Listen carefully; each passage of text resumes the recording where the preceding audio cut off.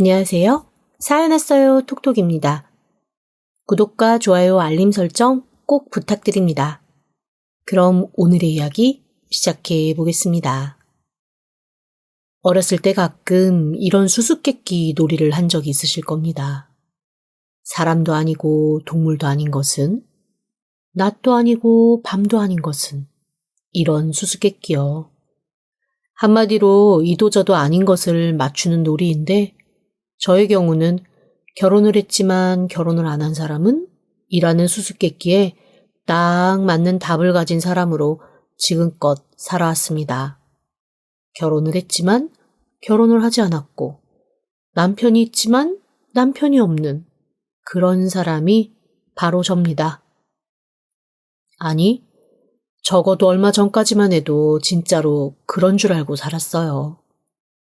하지만 어느 날 저한테 걸려온 한 통의 전화를 받고 저의 그 모든 수수께끼는 완전히 박살이 나고 말았습니다. 한 낯선 남자가 저한테 전화를 내서 제 남편의 이름을 말하며 그분의 사실혼 관계 아내시죠? 라는 말을 하는 순간 손이 벌벌 떨렸습니다. 그 남자가 제 인생에서 나간 지 근 40년이 훌쩍 넘었고 제 나이 60이 다 되어서 걸려온 전화에 왜 놀라지 않았겠어요. 저는 그 남자 이후로 다른 사람은 만날 생각도 하지 않고 사람이라곤 다 지긋지긋해서 숨어있다시피 살았는데 말입니다. 대체 어떻게 제 존재를 알아낸 건지 이 전화가 실제로 변호사의 전화라 하더라도 저는 그것조차 너무 무섭고 싫었습니다. 그런데 정말로 번듯한 변호사 사무실에서 저를 앞두고 차근차근 얘기하는 사람은 진짜 변호사 맞는 것 같더라고요. 그리고 그 남자가 해준 얘기는 믿기도 어렵고 너무나 놀라운 행운에 대한 얘기였습니다. 바로 저의 그 남편도 아닌 남편이었던, 남편이지만 남편이라고 할 수 없었던 그 사람이 저한테 큰 저택과 함께 80억 원에 가까운 유산을 남겼다는 얘기였습니다. 처음에는 믿지 못해 어리벙벙했어요. 그리고 이런 의심이 들기 시작했습니다. 아니, 요즘에는 보이스피싱이 아니라 이렇게 직접적으로 얼굴 보고 사람을 속이는 페이스피싱, 이런 것도 생긴 건가? 대체 나한테 왜 이런 얘기를 하지? 하고 말입니다. 제가 그렇게 멍한 얼굴로 앉아있자 변호사는 사람 좋은 웃음을 지으며 저한테 이렇게 말하더라고요. 사모님, 갑자기 이런 얘기 들어서 너무 놀라셨죠? 그런데 이쪽 일하는 저희로서는 그다지 드문 일도 아닙니다. 재산이 많으신 분께서 그동안 은혜 갚고 싶었던 분들한테 돌아가시기 전에 큰 재산 남기고 그 유산 집행해달라고 하는 게 1년에 10건도 넘게 발생해요. 그냥 내가 이때까지 선하게 살아서 큰 복이 왔나 보다라고 생각하시면 됩니다. 다행히 세금 처리만 오며 다 해두신 거라 그냥 재산 관리하시면서 행복하게 사시는 일만 남은 거예요. 다만 조건이 하나 있는데, 조건이라는 얘기에 저도 모르게 피식 웃음이 새어나왔습니다. 그럼 그렇지 라는 생각 때문이었어요. 그래서 조건이 뭐냐고 물어보고 가만히 대답을 기다리고 있었죠. 그 조건은 다름이 아니라 마지막까지 여생을 보내셨던 저택이 지금 비어있거든요. 그런데 그 저택이 대대손손 자손들이 물려받아 살아온 이 집의 전통이 있는 곳입니다. 거기로 이주해서 마지막을 살아줬으면 하는 게 이 유언의 조건입니다. 네? 집을 이사를 하라고요? 그것도 그 사람이 살았던 집으로요? 아니, 그 사람 원래 가족들은 제가 그 집에 들어가는 걸 용인하겠대요? 그러지 않을 텐데요. 아닙니다. 지금 남아 계신 가족들 안 계시고 살아계신 몇 분은 지금 다 해외 시민권자로 거주 중이십니다. 이 유산에 대해 권리를 주장하실 수 없는 분들이에요. 그리고 아마 돌아가신 줄도 모르지 않을까 싶은데 저희가 고지할 의무가 없을 만큼 먼 친척이기도 하고요. 그 얘기를 듣고 저는 가슴속에 꾹꾹 눌러 담아두었던 마지막 이야기를 꺼냈습니다. 이 사람 아내는요? 이 사람 아내가 살아있는 게 아니었나요? 그러자 변호사가 서류를 뒤적뒤적 하더니 저한테 깜짝 놀랄 만한 얘기를 해주더라고요. 아내분은 벌써 10수년 전에 세상을 떠나신 걸로 나오는데요. 계속 혼자 사셨습니다. 자손도 없으시고요. 순간 머릿속이 띵해졌습니다. 그리고 제 지난 세월이 쓱 주마등처럼 흐르기 시작했어요. 제가 남편이 있고도 없고 없는데도 있는 그런 수수께끼 같은 삶을 살았는지에 대한 그 시작은 바로 이 남자의 대찬 거짓말 때문이었습니다. 처음에 저한테 다가왔을 때는 집안의 반대로 사랑하는 사람과 결혼하지 못해서 평생 결혼이라고는 절대 하지 않을 결심을 한 비운의 청년이었습니다. 잘생기기도 했고 꽤 번듯했고 많이 배운 것처럼 하는 말마다 매력적인 남자였어요. 당연히 빠져들었죠. 저는 당시 집에서 구박받는 천덕꾸러기 둘째 딸이었고 위로는 오빠와 언니, 아래로는 동네 영재라고 소문난 천재 남동생 때문에 가운데서 동네북처럼 구박만 받고 자란 그런 아이였습니다.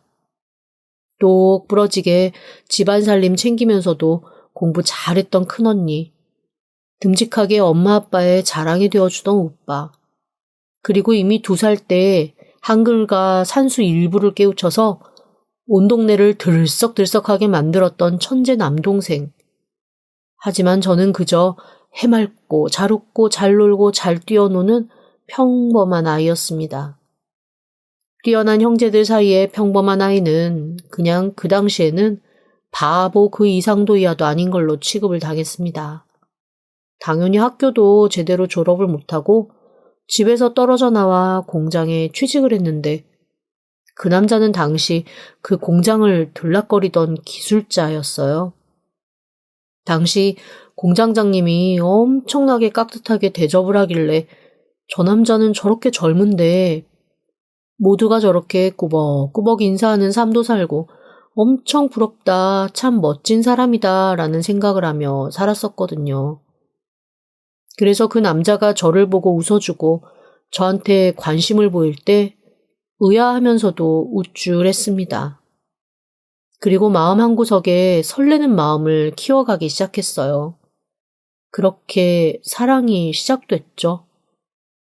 남자는 저에게 한번 사랑에 크게 실패하고 집안에서 결혼을 반대했던 이력이 있으니 저한테 식은 좀 미루고 함께 먼저 살지 않겠냐는 제안을 했습니다. 참 지금 생각해도 어이없는 게 저희 부모님한테 그 얘기를 하면 혼쭐이 날까봐 차마 부모님한테는 동거부터 하겠다는 말을 못했었거든요. 그런데 나중에 어떡하다 알게 된 엄마가 이러시더라고요. 아유 그래 식 좀 안 올리면 어떠냐. 안 그래도 네 언니랑 오빠랑 결혼시키려면 아유 돈 들어갈 곳이 한두 군데가 아니라 머리가 꽝꽝 아팠는데 아니 너라도 식없이 살아주면 우리는 그걸 효도라고 생각한다. 아유 너 같은 애를 데리고 가서 감당하고 살아주겠다니 얼마나 고맙냐. 사실 몹시 무책임하고 자식으로서 서운할 수 있는 말이잖아요. 그런데도 그때는 그 말조차 서운하지 않았습니다. 그저 이 사람이랑 당당하게 살 수 있겠구나. 엄마 아빠가 굳이 방해하지 않겠구나라는 안도감이 먼저 들었으니까요. 그렇게 저는 21살의 어린 나이에 덥석 한 남자와 동거를 시작했습니다. 결혼 생활은 행복했어요. 비록 결혼식도 없고 호적에도 제대로 올리지 않아 동거와 다름이 없었지만 저한테는 그게 결혼 생활이었으니까요. 1년을 행복하게 살고 저한테는 아주 사랑스러운 아기 천사도 찾아왔습니다. 아기 천사의 소식을 듣고 기뻐서 눈물을 흘리던 그날 저한테는 기쁨의 눈물과 동시에 통곡의 눈물이 터질 만한 사건이 동시에 벌어졌습니다. 오매불망 남편이 집으로 돌아오기만을 기다리고 있었을 때 일입니다. 당시에는 뭐 핸드폰이 있나요? 뭐가 있나요?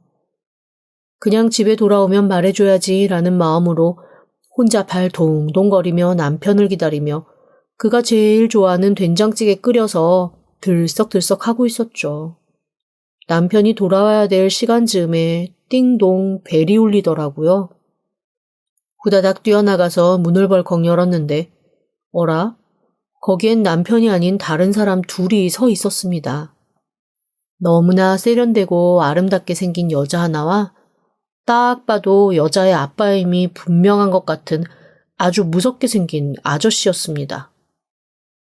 누구세요? 어떻게 오셨어요? 하! 이 기집 애가 뚫린 입으로 질문은 그래도 할 줄 아네? 너 이리 와! 오늘 너 죽고 나 죽는 날이야! 갑자기 저한테 험한 소리를 쏟아내며 그 여자는 휙 제 머리채를 휘어잡았습니다. 너무 놀라서 풍선처럼 그 여자 손에 이끌려 왔다 갔다 하면서 저는 계속 왜 이러시냐고, 무슨 일이시냐고, 오해가 있으신 것 같다고 소리를 질렀습니다. 그러자 여기저기에서 동네 사람들이 기웃기웃 얼굴을 내밀고 무슨 일인가 싶어 참견을 하더라고요. 누구 하나라도 도와줬으면 좋겠을 그때 그 무서운 아저씨가 딱 한마디를 하는 순간 저는 얼어붙었고 동네 사람들도 침묵을 지키며 각자의 집으로 들어가고 말았습니다. 나 이 앞에 있는 공장 사장인데 우리 사위가 이 여자랑 바람이 나서 다른 살림 차렸다고 해서 박살내러 왔소. 누구 이 여자 편 들어줄 사람 있습니까? 순간 머리가 멍해졌습니다. 사실 그 동네는 그 공장으로 인해 살아남는 동네였거든요. 제 이웃들도 모두 그 공장에 적을 두고 공장에서 일을 하거나 공장에서 일하는 남편을 두고 있는 사람들이었습니다. 얼마나 그 공장이 중요했냐면 얼마 전 그 공장이 조금 더 좋은 조건으로 다른 지역에 이주를 한다는 얘기가 있었거든요. 사람들이 다 발칵 뒤집혔죠. 단지 그게 소문일 뿐이었지만 그 소문이 실제가 되면 다들 일자리를 잃게 되는 꼴이 되니 알아서 공장장님을 찾아가 급여를 10% 삭감할 테니 제발 공장 이전만은 막아달라고 자체적으로 급여 삭감을 하겠다는 얘기를 했을 정도니까요. 그 정도로 그 공장은 이 지역에 있는, 이 동네에 있는 사람들에게 목숨줄이고 생명줄인 곳이었습니다. 그런데 그 공장의 사장이 자기 사위와 바람난 여자의 머리채를 휘어잡으러 와서 이 여자 편 들어주겠냐고 물으니 그 누가 제 편을 들어주겠어요. 저는 어떤 응대를 해야 될지도 몰라 그냥 그 자리에 털썩 주저앉고 말았습니다. 그 다음부터 쏟아진 얘기는 정말 가관이었습니다. 제가 사랑했던 남자, 제가 남편이라고 생각했던 그 남자가 글쎄 유부남이었어요. 그것도 백수건달의 제비처럼 반반한 얼굴만 믿고 이 여자 저 여자 후리고 다니던 놈을 공장 대표의 딸이 눈이 돌아 남편으로 들어 앉힌 거였죠. 여자 뒷공문이나 쫓아다니며 푼돈이나 뜯어내던 놈이 졸지에 큰 회사 회장 사이가 되어버린 겁니다. 한마디로 돼지목에 진주알, 말편자의 금덩이 꼴이 된 건데 한동안은 아마 마음 잡고 자기 아내한테 충실하게 사는 척을 했었나 봐요. 하지만 뭐 한 번 세던 바가지 또 안 세라는 법 있나요? 집어른 남 못 주고 이 여자 저 여자 찝쩍거리다가 결국 저와는 살림까지 차린 거였습니다. 저는 진짜 까맣게 몰랐거든요. 너무나 억울하고 창피하고 무엇보다 뱃속의 아이 걱정에 머리가 하얘졌습니다. 그리고 어린 마음이지만 순간적으로 아이의 존재를 들키면 여기서 더 큰 난리가 날 것 같다라는 생각이 들어 본능적으로 배를 감싸 안고 몸을 동그랗게 만 채 그 여자의 손찌검을 견디기 시작했습니다. 그런데 여자의 촉이란 참 무섭죠. 제가 몸을 동그랗게 말고 반항도 않고 막고 있는 걸 보더니 그 여자가 갑자기 저를 때리던 그 모든 손길을 멈추고 가만히 서서 숨을 고르더니 딱 한마디 물어보는 겁니다. 그놈이 너 임신까지 시켰니? 사실 거기서 아니요라고 대답을 했어야 했는데 이게 사람이 당황하면 거짓말도 안 나오더라고요. 저도 모르게 와락 울음을 터뜨리며 고개를 끄덕였습니다. 그리고 그 순간 저는 기절하고 말았습니다. 뭔가 세게 제 뺨을 강타한 충격에 그대로 정신을 잃은 거였죠. 정신을 잃었던 제가 눈을 뜬 건 병원 침대였습니다. 제가 눈을 뜨자 싸늘한 얼굴의 간호원이 저를 한번 힐끔 보고 정신 드셨으면 일어나서 나가세요. 수납은 끝났어요. 라고 얘기를 하더라고요. 제가 당황해서 무슨 수납을 말하는 거냐라고 얘기했더니 그 간호원이 뭐라 했는지 지금도 생생히 기억납니다. 그 싸늘한 목소리, 그 차가운 손길이 말이죠. 제가 아직 누워있는데 이불을 걷어서 척척 개더니 딱 한마디 하더라고요. 중전수술 하셨잖아요. 기억 안 나세요, 환자분? 마취가 잘 안 되시는 체질이라 마취약을 저희가 좀 세게 쓰긴 했어요. 한동안은 안정 취하셔야 됩니다. 안 그러면 몸 크게 다쳐요. 무슨 수술을 했다고요? 제 아기 사라진 거예요? 아니, 누구 맘대로요? 저는 수술을 하겠다고 한 적이 없는데. 무슨 소리세요? 아버지랑 언니랑 와서 다 말씀하시고 가셨는데. 순간 눈물이 터져 나왔습니다. 그 사람들 저를 기절시켜 제멋대로 제 아이까지 뺏어간 거였어요. 해가 넘어가서 어두워진 거리. 저는 뻐근한 배를 붙들고 다리를 질질 끄며 집으로 돌아왔습니다. 아니 그런데 이게 웬일입니까? 집에 문고리가 바뀌어 있고 제 짐들이 정말 쓰레기 봉투 같은 데 쑤셔 넣어진 채 집 앞에 널브러져 있는 거 있죠? 그리고 집 안에서는 쿵쿵 무언가를 때려 부수는 소리가 들려오고 있었습니다. 저는 집 문을 두드리며 간절하게 외쳤어요. 저기요, 남의 집에서 지금 뭐 하시는 거예요? 거기 안에서 뭐 하는 건데요? 저 좀 들여보내주세요. 저 좀 누워야 해요. 그때 옆집에서 할머니가 쓱 나오시더니 저를 휙 끌고 주변을 둘러보다가 빠르게 집 안으로 들어가셨습니다. 아이고, 이 멍청한 여자야. 어쩌자고 여길 다시 왔어. 아까 그 난리를 겪고도 상황 파악이 안 돼? 무슨 말씀이세요? 그 공장 사장님이 집집마다 돌아다니면서 신신당부했어. 세댁 도와주는 사람이면 무조건 자기 공장에서는 일 못할 줄 알라고. 아무도 안 도와줄 거야. 저 집에 있는 살림도 동네 사람들이 우르르 몰려가서 다 빼낸 거고, 그 세댁 남편, 아이고 그 강아지 같은 놈. 그놈 아까 집에 왔다가 자기 진짜 마누라랑 장인어른 보고 납작 무릎 꿇고 싹싹 빌다가 그대로 끌려갔어. 지금 동네 사람들이 저 안에서 알아서 다 철거 작업하고 있다고. 그나마 내가 슬금슬금 세댁 물건 중에 좀 좋은 거 같은 거 돈 될 만한 거는 몰래 가져와서 꿍쳐뒀어. 그거 주려고 내가 지금 끌어온 거야. 저 밖에 있는 거 저거 다 쓰레기밖에 더 되겠어? 근데 얼굴이 왜 그래? 순간 그제서야 실감이 났습니다. 제가 멍청하게 권력 있는 여자의 남편과 살림 차린 대가가 어떤 건지 눈에 선해지더라고요.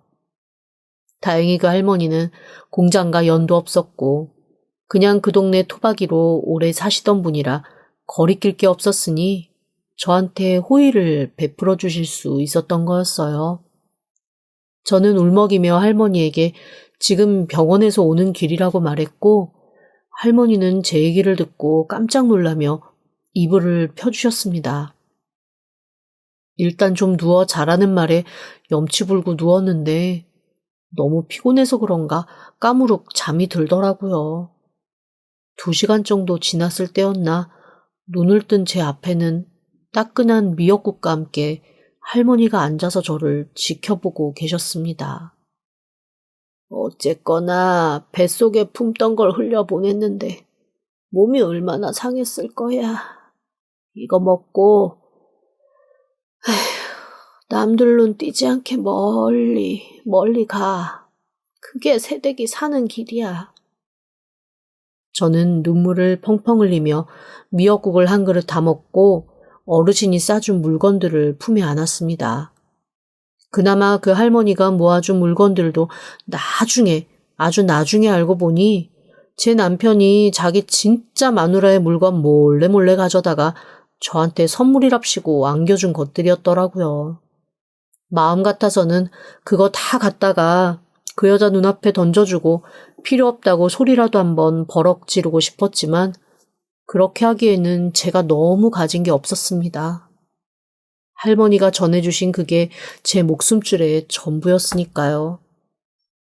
그날 밤 저는 아주 늦게 모든 사람들이 다 잠이 들었을 때 할머니가 전해주신 그 물건들을 품 안에 품고 야반도주하듯 그 동네를 떠나고 말았습니다. 그리고는 지금까지 내내 혼자 살았던 거예요. 참 쉽지 않은 삶이더라고요. 한 가지 다행인 건 그 이후에 남자라면 아주 정이 뚝 떨어져서 연애 같은 거 안 하고 혼자 열심히 살았다는 거 아니었을까요? 그 덕에 제 밥술 정도는 충분히 먹고 뜨고 할 수 있게 된 거, 그게 다행이라면 다행이었겠죠. 여튼 저는 그 지옥 같은 밤 이후 이렇게 살아왔습니다. 그런데 인생의 말년에 갑자기 제 인생을 순식간에 로맨틱 장르에서 호러 장르로 바꿔버린 그 인간이 죽음과 함께 나타나 저한테 이런 큰 돈을 줬다는 것이 당연히 믿어지지 않죠. 하지만 변호사 말을 들어보면 거짓은 아닌 것 같고 이 돈을 굳이 포기할 이유도 없겠다는 마음이 점점 들었습니다.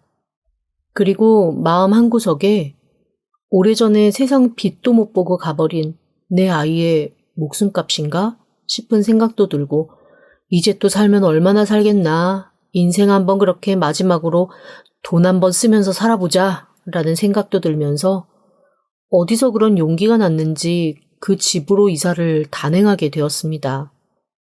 하지만 영 찝찝한 게 없지 않아 있어서 최소한의 공사와 인테리어는 다시 하기로 했어요. 돈도 많이 생겼겠다. 제가 거리낄 이유는 없었죠. 집은 정말 크고 훌륭했습니다.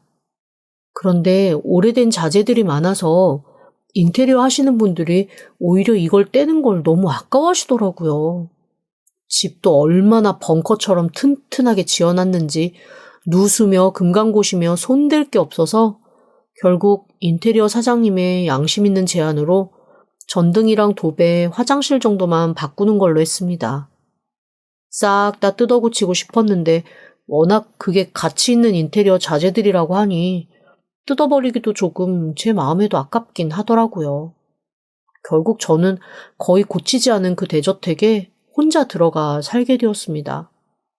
처음에는 너무 어색하고 무서워서 온 집안의 불을 다 활짝활짝 켜놓고 살았어요.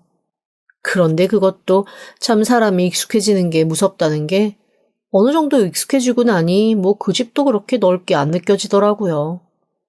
100평이 넘는 집이 그냥 매일매일 살다 보니 30평 언저리 되는 집과 별반 다르지 않게 느껴지면서 저는 그 집에 조금씩 익숙해져 갔습니다. 그리고 만인 같은 삶을 사는데 조금씩 젖어들기 시작했죠. 그 즈음이었습니다. 3개월 정도 지나 제가 그 집에 아주 익숙해졌을 때쯤 제 귀에 어디선가 자꾸만 이상한 소리가 들렸습니다. 제가 너무 이상해서 제 친구들을 불러서 한번 집에서 재우면서 이상한 소리 들리는 거 없냐고 물어본 적도 몇 번 있었어요. 그런데 그때마다 또 친구들은 아무 소리도 못 들었다고 그러고 저도 그런 날은 소리가 또 안 들렸거든요. 하지만 희한하게 제가 집에 혼자 있을 때마다 그 소리가 들리는 겁니다. 나 좀 살려줘, 여보. 나 좀 살려줘 여보 라는 소리였습니다. 대체 이게 무슨 소리인가? 어디서 나는 소리인가? 아무리 뒤져봐도 그 출처를 찾을 수가 없었어요. 그리고 제가 인테리어를 하면서 어쨌거나 그 집을 구석구석 다 봤잖아요. 그런 소리가 나올 구석이 1도 없었거든요. 이게 한번 소리가 들린다고 생각을 하니까 그다음부터는 노이로제가 걸린 것인지 그 소리가 집 밖을 나가는데도 계속 제 귀에 맴맴 도는 것처럼 느껴지더라고요. 그때부터 저의 정신은 피폐해지기 시작했습니다. 이 집에 무언가가 있다라는 생각이 들면서 약간 피해망상처럼 계속 누군가가 나를 지켜보고 있다는 생각까지 드는 거 있죠? 결국 제 발로 정신과를 찾아갔습니다. 그랬더니 의사 선생님께서는 갑자기 환경이 확 바뀌어서 그런 것일 수도 있다고 안정제를 먹으면서 집에 익숙해지도록 하거나 아니면 그 집을 아예 나와서 제가 예전에 살던 환경과 비슷한 곳으로 돌아가는 걸 추천하시더라고요. 그런데 참 이상하죠? 집이랑 차는 좋은 거 쓰다가 나쁜 걸로 못 내려간다고 하더니 제가 그런 걸 경험할 줄은 몰랐습니다. 다시 예전 집으로 돌아간다는 생각을 하는데 갑자기 숨이 탁 막히면서 너무너무 싫은 거예요. 일단은 조금 더 견뎌보기로 했죠. 수면제 양도 조금씩 늘기 시작했고 될 수 있으면 바깥 활동도 많이 했습니다. 하지만 그럼에도 불구하고 계속 제 귀에는 애타게 살려달라고 도와달라고 하는 소리가 지속적으로 들렸어요. 오죽하면 구슬해볼까 하는 생각마저 들었다니까요. 이거는 도저히 견디고 살 수 있는 수준이 아니었어요. 그래서 변호사에게 연락을 해서 이 집을 세주고 다른 곳으로 이사를 가고 싶다라는 의견을 전했습니다. 왜냐하면 처음에 변호사가 저한테 유산을 넘겨주는 조건으로 적어도 이 집에서 2년 이상은 살아야 된다라는 조건이 있었거든요.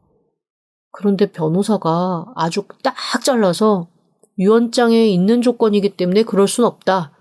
만약에 이사를 나가고 싶으면 모든 권리를 다 포기하고 지금까지 썼던 것들을 원래대로 환복한 후에 가능하다라고 하는 겁니다. 아니 그런데 제가 인테리어도 한다고 돈 쓰고 그렇게 사치를 부린 건 아니었지만 옷도 사고 가구도 사고 꽤 많은 돈을 썼는데 그걸 어떻게 제가 다 환복을 해놓고 나가겠어요. 그래 설마 죽기 하겠냐. 여기서 반년 버텼으니 앞으로 1년 반만 더 버텨보자 하는 마음으로 그냥 다시 집으로 돌아왔죠. 그런데 집으로 돌아온 그날 밤 저는 정말로 충격적인 상황을 하나 마주하게 되었습니다. 제가 평생 아무에게도 말하지 않았지만 혼자 가지고 있는 알러지가 하나 있어요. 바로 키위 알러지입니다. 이상하게 키위를 먹으면 목이 땡땡하게 부으면서 숨쉬기가 어려워요. 그런데 제가 살면서 키위 알러지가 있는 사람을 딱 한 번 더 만난 적이 있는데 그게 바로 남편 아닌 남편이었던 남편 같았던 그 남자입니다. 처음에 그 남자가 저한테 말 걸면서 친근하게 굴기 시작한 게 그 키위 알러지라는 공통점 때문이었거든요. 당시만 해도 키위라기보다는 참다래라고 해가지고 우리나라의 과일이었는데 그게 살다 보니 참다래도 있고 키위도 있고 하여간 그 종류가 꽤 여러 개더라고요.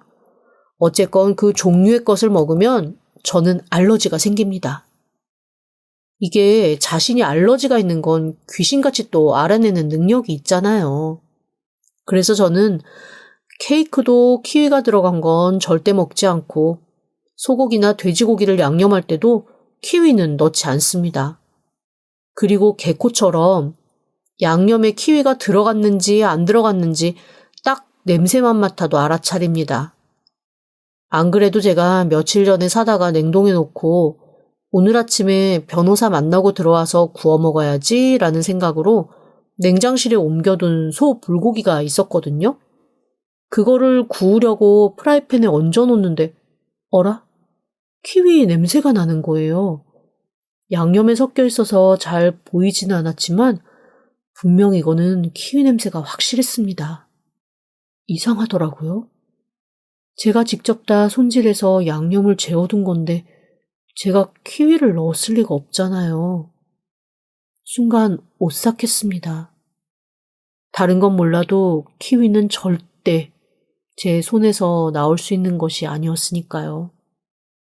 그리고 그때 어디선가 또 희미한 목소리가 들렸습니다.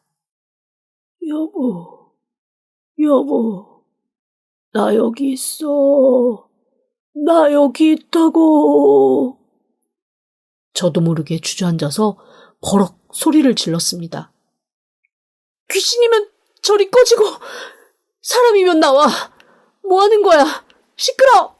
내 귀 속에서 나가라고! 나야. 진짜 나라고. 지금밖에 기회가 없어. 얼마 뒤면 그 여자가 올 거야. 나 좀 구해줘. 부엌 뒤에 싱크대 아래쪽 문, 여보. 처음에는 진짜 귀신인 줄 알았습니다. 그런데 귀신이 이렇게 뭔가를 구체적으로 말하지는 않잖아요. 손발이 덜덜 떨렸지만 일단 경찰에 연락을 하고 집 문을 열어두었습니다. 혼자서는 아무것도 못하겠더라고요. 곧이어 경찰이 2명 왔는데 사실 이전에도 제가 한두 번 이상한 소리가 들린다고 신고를 해서 저희 집에 온 전적이 있거든요. 이번에도 그러려니 해서 그랬는지 심드렁한 얼굴로 집에 들어왔더라고요. 그런데 이번에는 좀 달랐습니다. 경찰 한 사람이 고개를 갸웃하더니 뭔가에 귀를 기울이는 거예요. 나 여기 있어요. 살려주세요, 제발. 이거 사람 목소린데? 그때부터 저희 집은 분주해졌습니다.